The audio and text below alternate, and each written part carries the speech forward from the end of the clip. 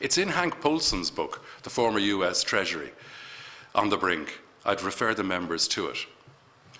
But our government, because a preferred close advisor had mooted the NAMA project, dug their heels in and continued along the path of there are no alternatives, which was a lie. And I say that advisedly. It became increasingly apparent as the information provided by the banks became less and less reliable as time went by, and even up to yesterday, or the day before yesterday, when Tranche 2 was announced, we saw again that the valuations were all wrong. And the government persisted that there was only one solution, that no alternatives had been offered, which is a lie, because I actually offered an alternative solution in print. It's a 10-page document. I have it here, and all the members of both houses got a copy in early October.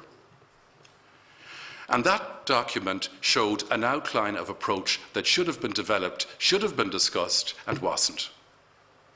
The shutters came down, and I was told by the department they were too busy to discuss anything else. What a shame. Here we are, a year later, no actual progress, no action plan in place. In fact, a NAMA business plan that was a discreditable document. I showed, and others supported me, other experts with experience supported, that the NAMA business plan contained an 18 billion error in its first submission. That has come to pass. The recent NAMA business plan is a reshuffling and a revision of figures and assumptions that bore no tenable relationship with reality. That is a shame for our country. And it's a shame that the banks, who can only stay open for business because of a state guarantee, which is all our households, underwriting all the activities of the banks, effectively, that those banks remain outside the direct control of the people providing that guarantee. That's actually conceptually absurd. It's totally absurd. And that we're being led to believe that last week before Easter, on Easter Tuesday, Mr. Lenihan announced that the government was going to be stern, strict and tough with the banks, and that the haircuts, a word I hate, was going to be far greater than had originally been included in the NAMA legislation, and the NAMA business plan was going to be higher on the first tranche and so on, and that the banks would be required to have capital of 7.4 billion, the two big ones, and 3.65 billion by the end of the year. That fell short. That's still not right. It's still wrong. And it's wrong that the people are being held out, exposed with that sort of information, that sort of untruth. In fact, last week I was away, but the PAC committee discussed the information that had been part of the decision-making towards the guarantee. And I think it was Deputy Morgan over there who described it very succinctly. And Deputy Noonan who added, what was the information and advice that the decision was actually taken on? That was a very good question. We're poised in Ireland in a situation, as I said, where there's a paralysis, lack of action, where NAMA can be reversed and should be reversed because they're only book entries, and the people making the decisions can still make those decisions under the correct structure, which is recapitalised banks, temporarily owned by the state, requiring accurate and full reporting quarterly about what they're doing in their ordinary business and in the business of loans, recoveries, realisations and workouts. To recap then, the legislation for NAMA was brought forward on a fraudulent basis. Because one further thing that I didn't mention yet was that the IMF team had been here, the International Monetary Fund team had been here in March 2009, before the April budget, and it was in the April budget that NAMA was announced.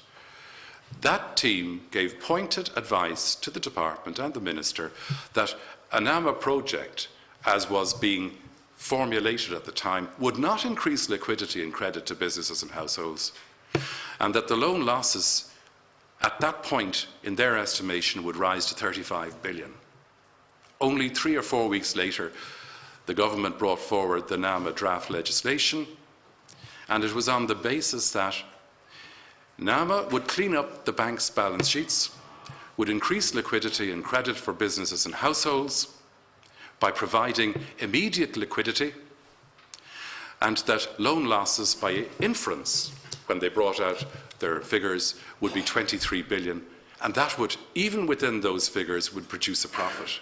We know now that that was absurd, and it was so absurd in its size and scale that in retrospect it was a fraudulent basis for bringing the legislation through the Dáil, through the Senate, and to the signature of Mrs. McAleese, President McAleese.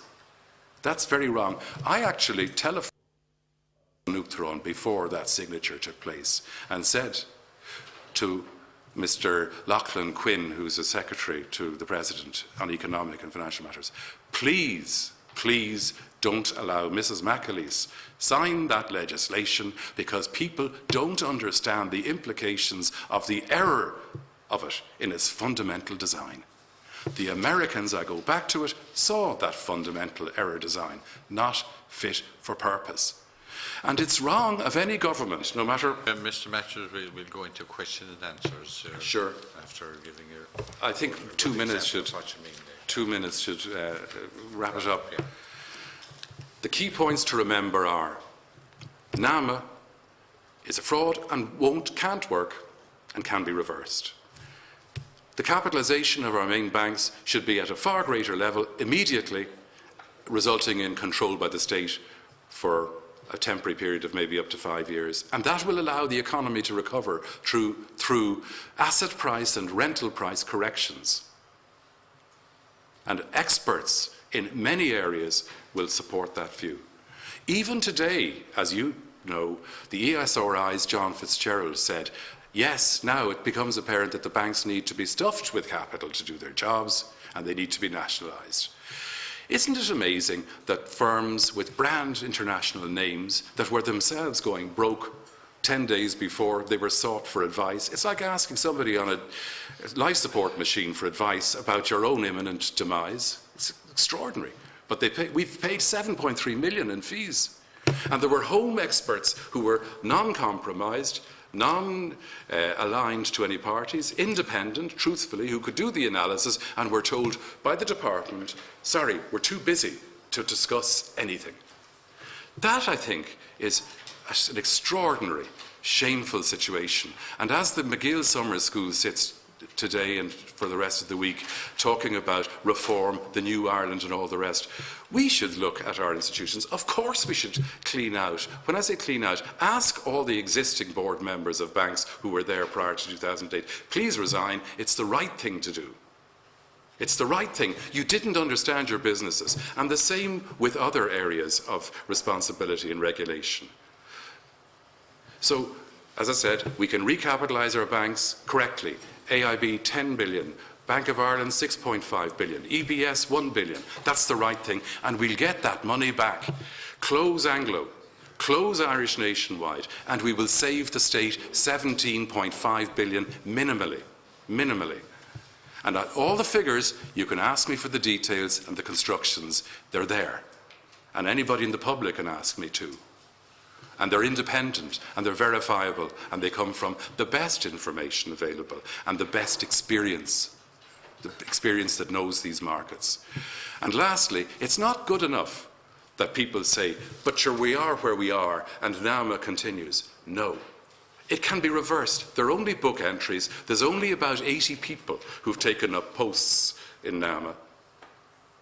They can all actually join bank recoveries divisions under the correct structure and the correct capitalisation of the banks. And we can save our country about a 5 or 6 year demise of a torpor which has already occurred. There's a paralysis from the big loans to the small loans.